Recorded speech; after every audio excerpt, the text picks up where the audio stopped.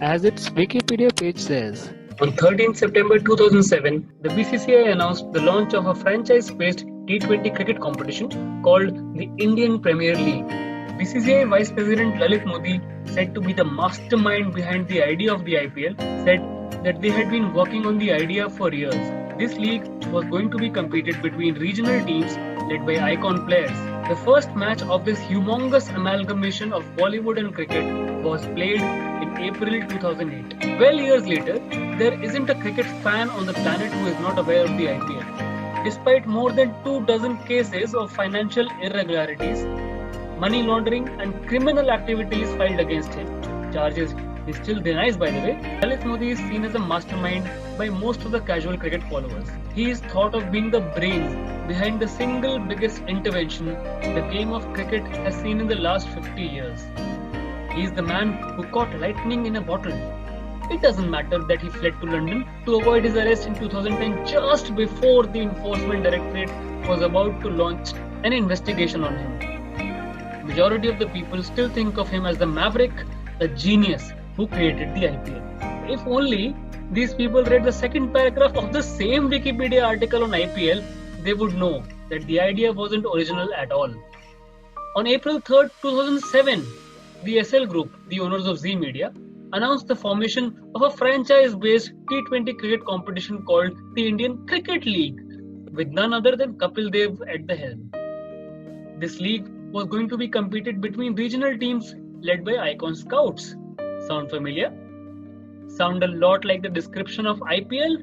Bullseye. Although then innocent Mr. Lalit Modi went to great lengths to clarify that IPL was not a ripoff of ICL, but to anyone who has the logical deduction abilities greater than that of an ant, it was perfectly clear that's exactly what it was.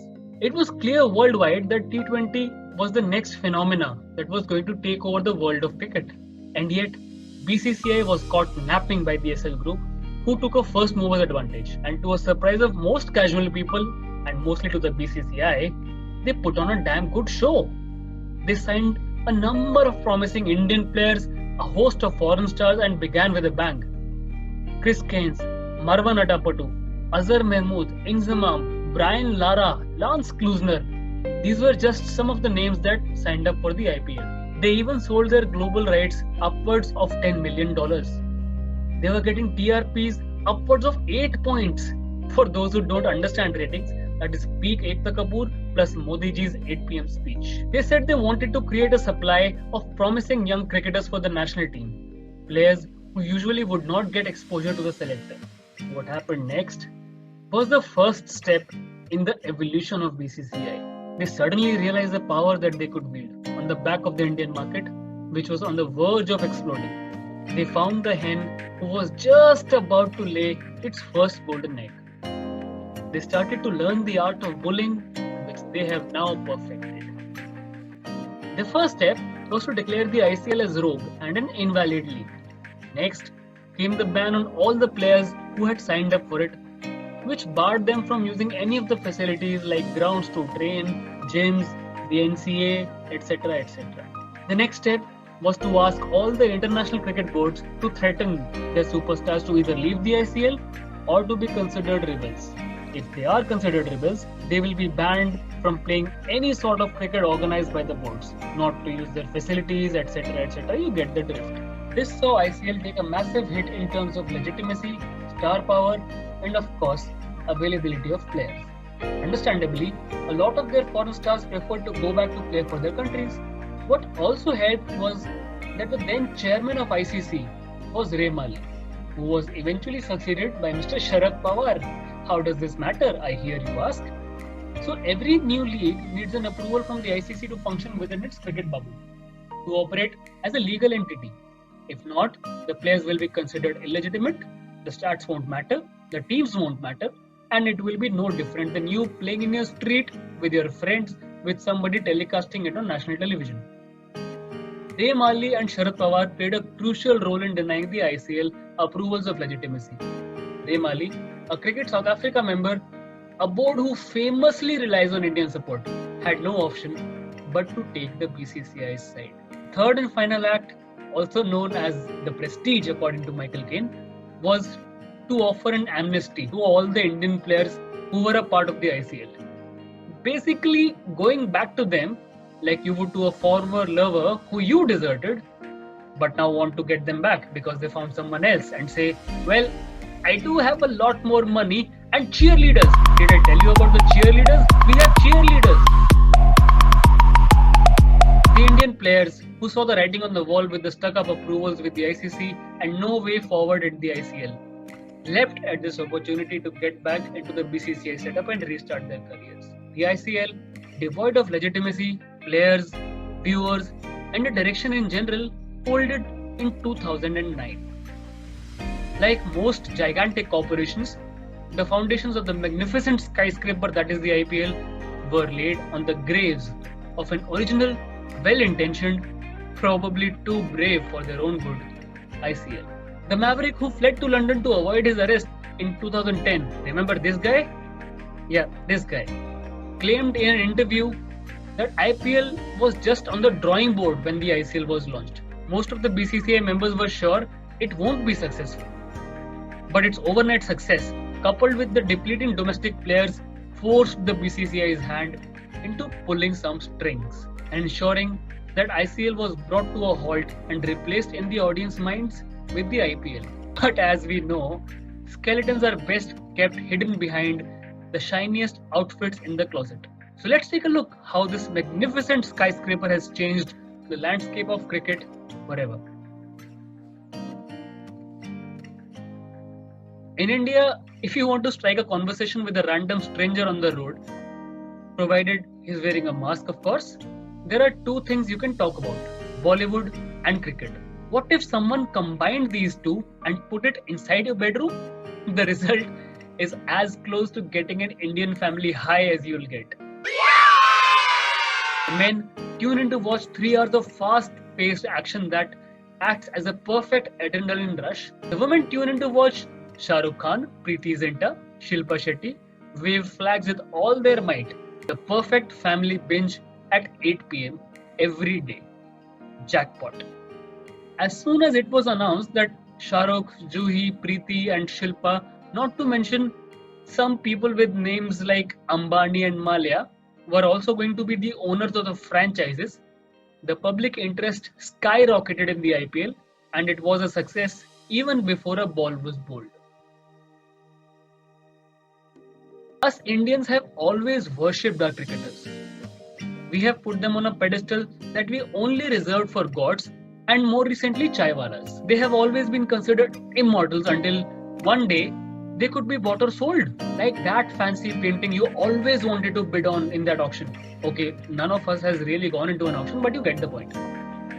The mere thought that there could be a monetary value put on icons like Tendulkar, Dravid, Ganguly, Dhoni was baffling to the audience. And if there's one thing we have learned, it's that if it is baffling enough, it will grab enough eyeballs. And grab eyeballs it did. The auction these days is followed as keenly, if not more, than the actual matches. Admit it, we've all made our fantasy 11s and analyzed the auction strategies of teams over and over and over again as if it's our million on the table. Well, if you look really closely, it is. It is our money. JW Marriott, Astral, Samsung, Colors, Viacom 18, Jio, Kingfisher, Usha Appliances, Sharp, Burger King, Dream 11, Boat, Book My Show, Radio City, Human 104 FM, Performat, DNA Network, William Wilson. These are not the companies that go for recruitment in IIM Ahmedabad. These are the sponsors of Mumbai Indians. Mumbai Indians earned a total sponsorship revenue of 100 crores last season. Other franchises are not too far behind, of course. While these might be mind-boggling numbers for mere mortals like you and I, these are the kind of windfalls that are the norm for the 8 franchises. This level of money, this level of opportunity to advertise their brand to so many eyes had never been seen before in the game. The most asked question on Google about IPL is, how do IPL teams make money? Well, the answer is sponsorships. There's a reason you see Gautam Gambhir trying his best to pass off as a dancer while endorsing Jio. It's the main reason the BCCI has had the highest level of authority in the world game close to a decade now. The sort of authority that can ask the ICC to postpone the T20 World Cup this year because they want to conduct the IPL in those months. Star Network recently signed the broadcasting deal with the BCCI worth 16,347 crores. Let that sink in. It is equal to the combined GDP of these countries. An ad contract worth 8 GDPs? Yeah, sounds justified. The one thing that has stood the test of time for the IPL is the quality of cricket that they have been able to maintain. The glamour, the show off, and cheerleaders. Did I tell you we have cheerleaders? All this would have gone on really quickly if it didn't have the base of great cricket year in, year out. All the 8 teams are usually fairly evenly balanced, other than, well, RCB of course.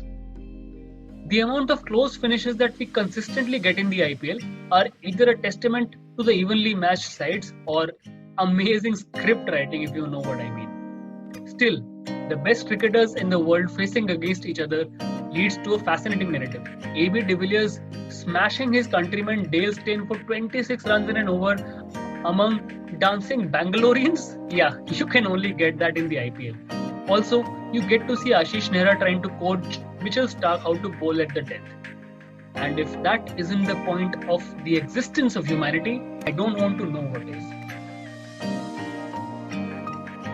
Irrespective of all the brickbats we throw at it, the one thing that we really can't deny is that IPL has had a really positive impact on young cricketers. Rubbing shoulders with the greats of the game, being coached by legends and performing under extreme pressure day in day out can only toughen them up for the rigors of international cricket. We've seen plenty of examples where a name that no one has really heard has shone through. Names like Pandya brothers, Varun Chakravarti, Manpreet Gandhi, Shivam Dubey, Akshdeep Nath and many, many more have been plucked out of obscurity and thrown into the limelight.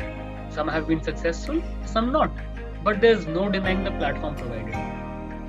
What do you do when you're coached by Lasith Malinga for several years? You get a Jasprit Bumrah. What do you get when you get ball striking tips from Kieron Pollard? You get a Hardik Pandya. Bhuvaneshwar Kumar, Ravindra Jadeja, Ashwin and even Virat Kohli made their mark in IPL before they were household names in international cricket. Yes, we do have something to thank the IPL for. Well, where there are millions of dollars at stake, the world is watching, the number of players approachable are at an all-time high, the dark head of match fixing can't be far behind, can it? Before IPL, we were only aware of something called match fixing as made famous by legends like Mohammad Azharuddin, Salim Malik, etc. But IPL also introduced us to something called as spot fixing.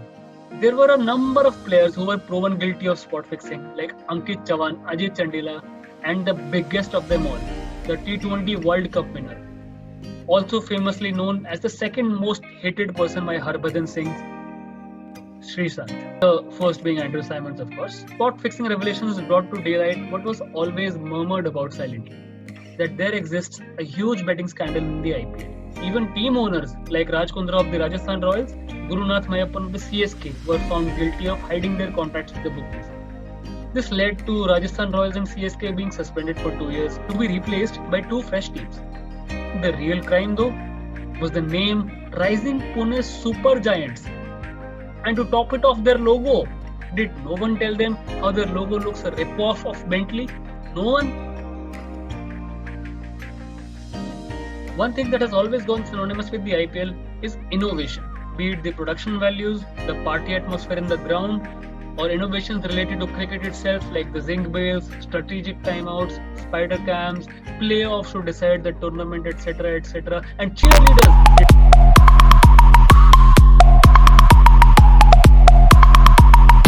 Players being mic'd up on the field to talk to commentators was a revolutionary idea.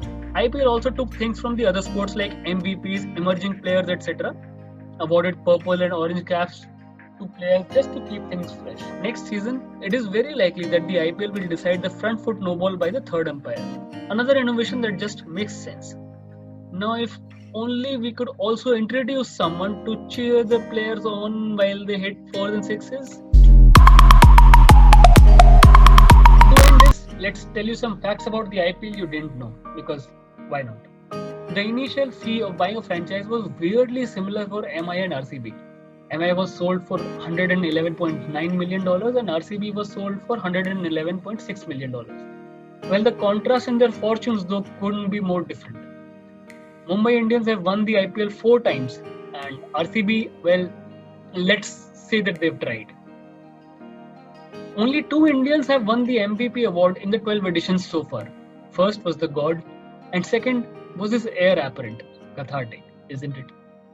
The broadcasting rights of IPL 2018 was sold for a whopping 16,347 crores to Star India Network, as we said earlier. It meant that each ball bowled cost approximately 21 lakhs. Remember that the next time you take a loo break in the middle of a match. Quite apt for them, the team with the record of the highest and lowest score of IPL is RCB. Well, it just makes sense. IPL is the first tournament in cricket history where 4 female commentators participated. This happened in IPL 2015. Something tells me that deep down Rahul Gandhi is smiling from year to year.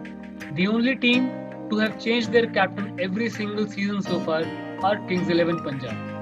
And the only team in the last 12 years who have never changed their captain is Chennai Super Kings. And well, that's how we finish it off in time.